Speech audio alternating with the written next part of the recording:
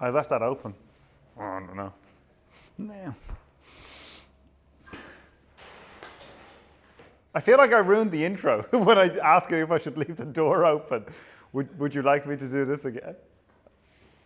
Oh, fancy seeing you here. How are we doing? Listen, I'm great.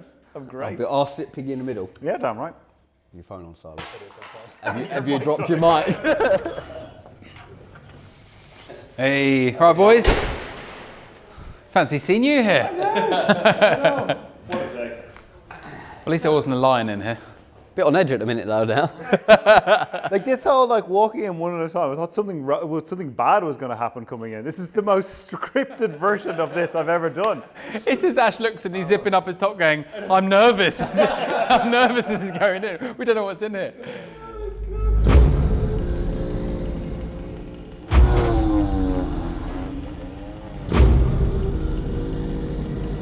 It's the most rewarding championship that I've ever been involved in. Momentum's up. This championship is one of the hardest in the world.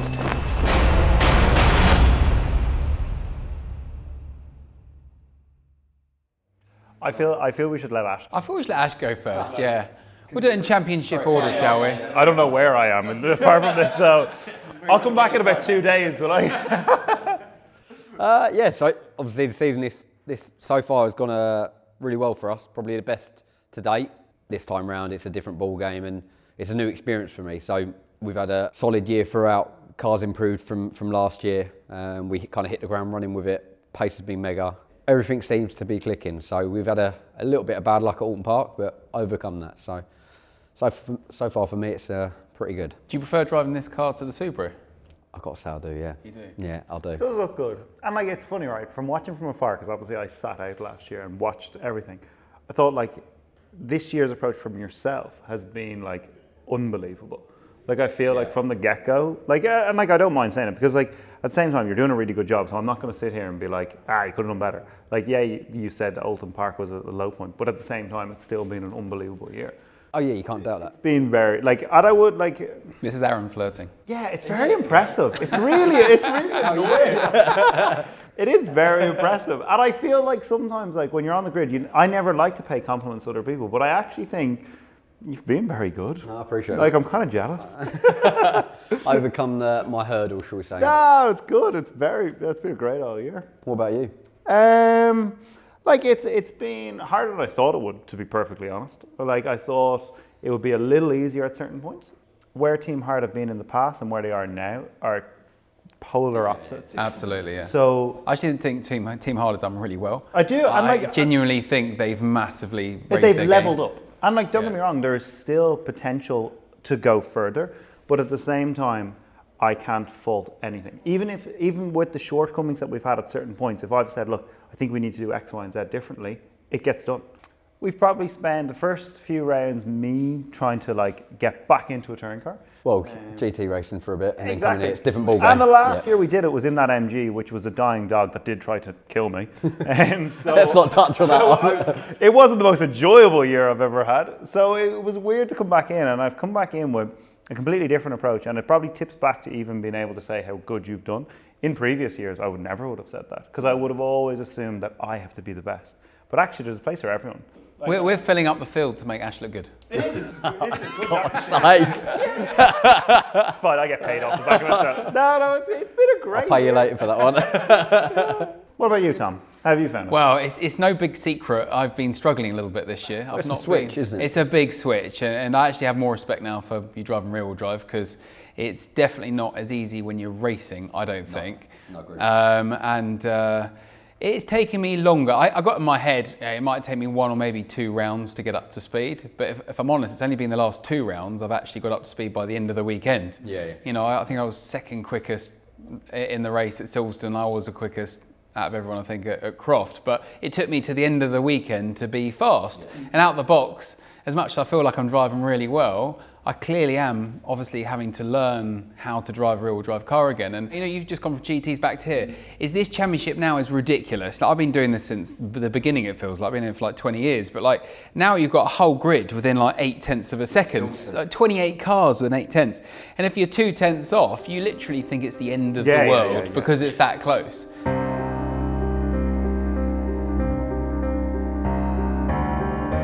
So far this year's been absolutely mega. It's been more competitive this season than any other. Naturally, I want to beat all of these boys and girls. I want to beat every single one. I want to be the one right at the top of the standings at the end of the year.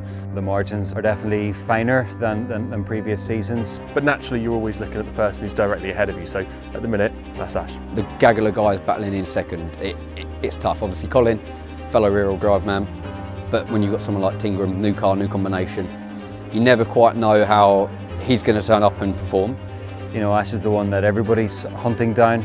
I think there's a lot to play for still. To take the title this year would be a dream come true. Obviously it's British touring cars, we don't know how the rest of the season's going to go.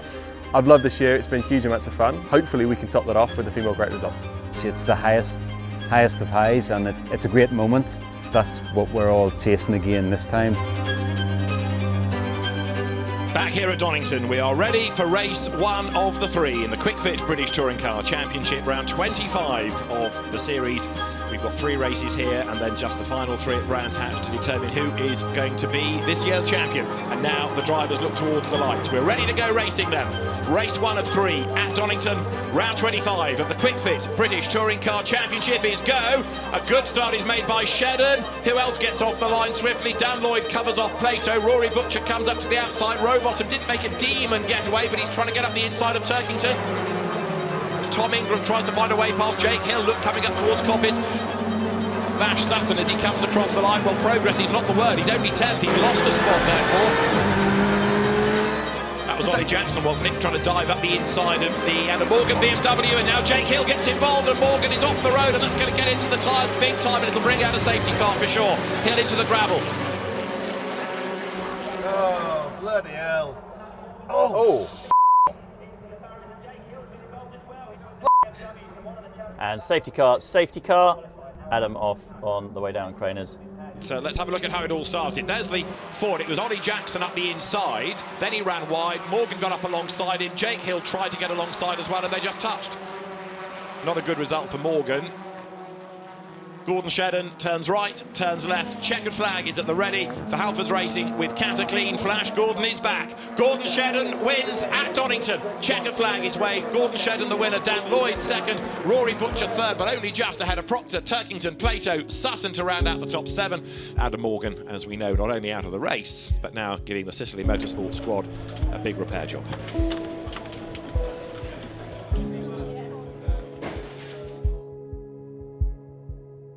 Frustrating race. I really hoped he'd follow Hill through, but nada. To put it politely, I've had better days. I mean, made a good start, got off in the race, and unfortunately 3 into 1 doesn't go. It's been deemed a racing incident, which, to be honest, looking back at the footage, I think is fair. Quite a hefty impact. Just one of those. Just unfortunate as touring car racing.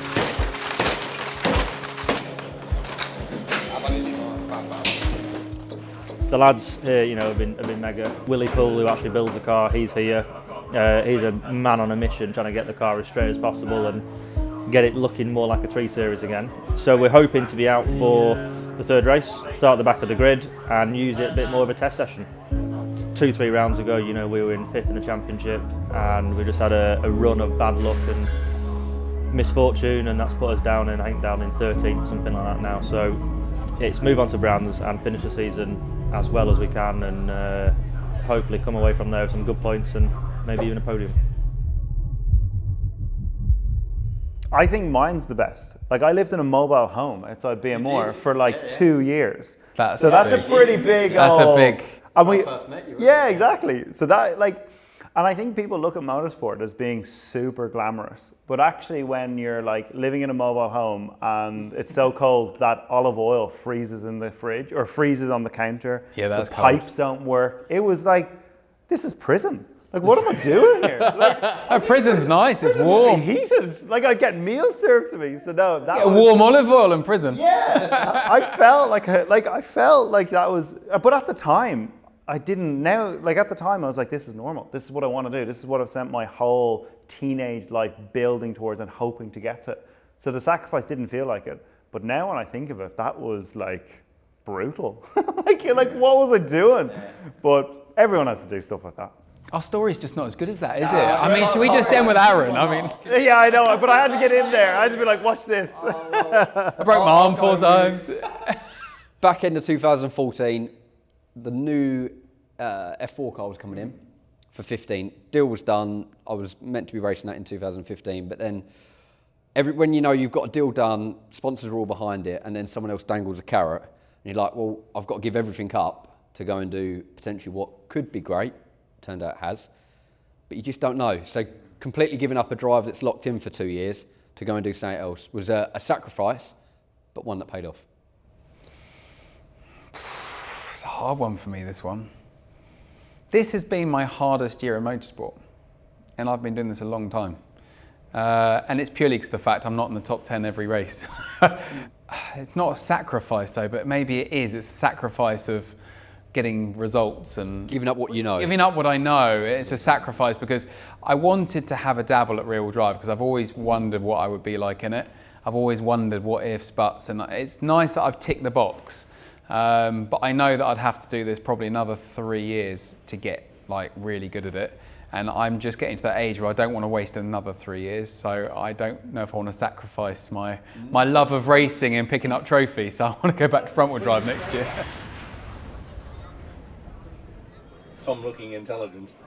Oh, I didn't know you were filming me, mate. Lots of squiggles. Yeah, I felt like a good start. Yeah.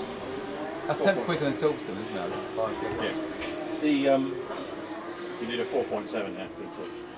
Yeah, that was an accidental fucking, wheel spin off the line. I've Yeah. never had wheel spin in this car because it usually bogs with the stupidly long first and the reduced boost. It usually just somehow wheel spinned. Yeah, That's risk and reward. I wouldn't do that launch, every time because if it didn't and then stalled, it gets it's too risky. For me, You can see that the was a G was- freak thing which happened in FP2. I wouldn't do that again. Your clutch control is very good.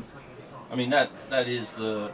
People can't use my clutch because they go, it's got no feel, but for me that's got way more feel than the one that you all run. that everybody runs. I said at the beginning of the year, I said, I know everyone else I runs know. it, but I can't use it. I fought you tooth and nail on that one. You did, yeah. I went back to my one, I haven't burnt the clutch out and I do consistent starts. It's just because I've done it for 16 years, I know the feeling. And the clutch, how it hits up. You're right, I'll concede defeat on that one. It's on camera, mate. It's on camera. Yeah. Not on all the other things, though. It's just amazing it starts, Tom, that's it. Right, so in those initial laps to get that time, how was the car balance? Still a little bit on the oversteer. All right, so if I we've got to do a roll. I didn't do anything from qualifying. We literally left it exactly as it was because I was actually going to go up. Yeah. Because we discussed it Silverstone, and I thought I don't want to do it here because we haven't had in any session had to go up. Yeah. At Silverstone we went up on ride height and it worked. Yeah. Here it didn't at all. So it's one of them. If you weren't in the championship, Cook turn 1, yeah, maybe. That wasn't like one of those. I want to go left. But he came out. And he came across as well. So I think I actually then got him through turn 4 as well because he looked like he had an issue. I think then I realised. Did you not see him braking around here? Yeah. The whole way around here, he was just hovering on the brake, and then almost like he let you pass. I meant to say to you, he's on 2 strikes. Crazy. So I think he has to be a little bit careful, because otherwise he's back in the grid. He's got to be careful there, because Robot could fire one. Yeah. That was a valuable piece of information I meant to give you before the race, but never mind. Yep. I'd rather you were overcautious with him than undercautious. Right, should we go? Yeah, let's go.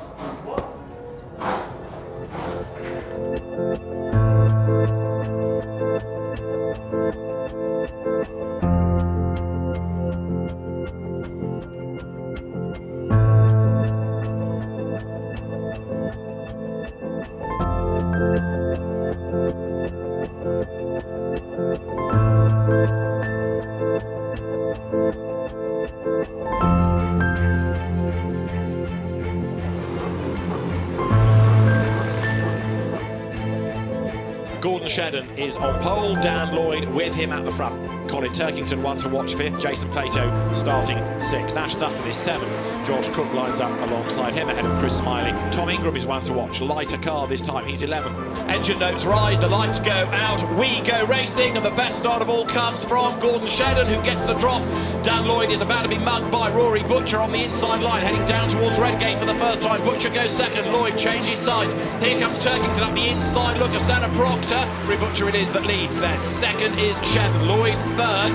4th is Santa Proctor, and side by side for 5th. Sutton's going ahead of Turkington. He's got the inside line for Schwanzkirk, the outside line for McLean's. Turkington has got to make this work, and look, Ingram out of nowhere gets up the inside of Sutton, so Ingram is on an absolute mission on the opening lap. Turn 2 on lap 2, and he's up the inside of Turkington, and he's gone by. He might even be on for a win here. So down towards Redgate, is it going to be a big dive? Of course it is, and Tom Ingram goes through on the inside line.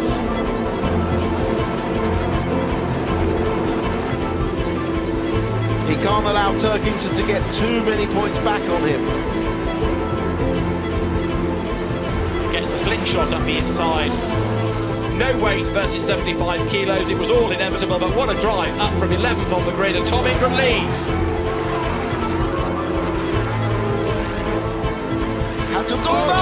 Turkington spun, I can't believe it.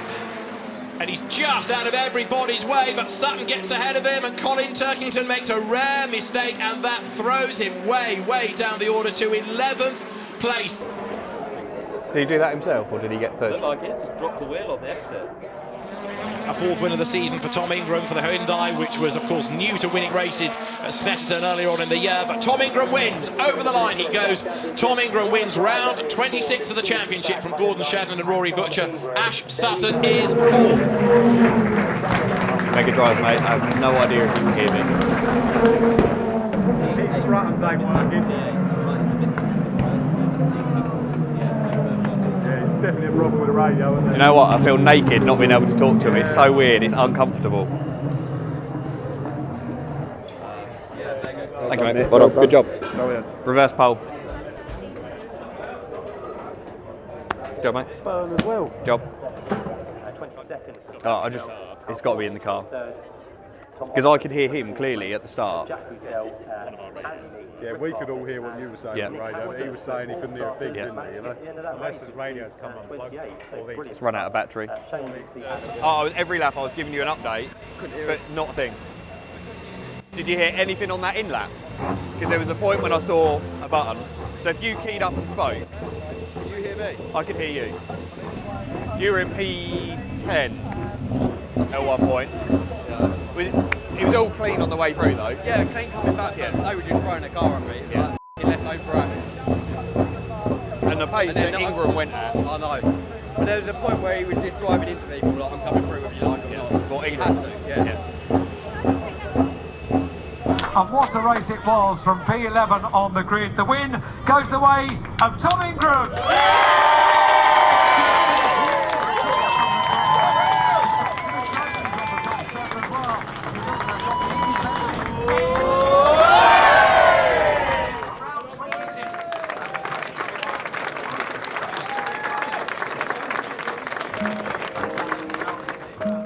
Hey, my name's Tom Ingram. I drive for Ginster's Accelerate with Trade Price cars. So today we've been at Donnington. It's been, from a weather perspective, beautiful. Very un-October-like. It's been good. We had a race 2 win, which is great. Butcher got taken off us. Losing a race win's never nice. It's never an easy thing to take.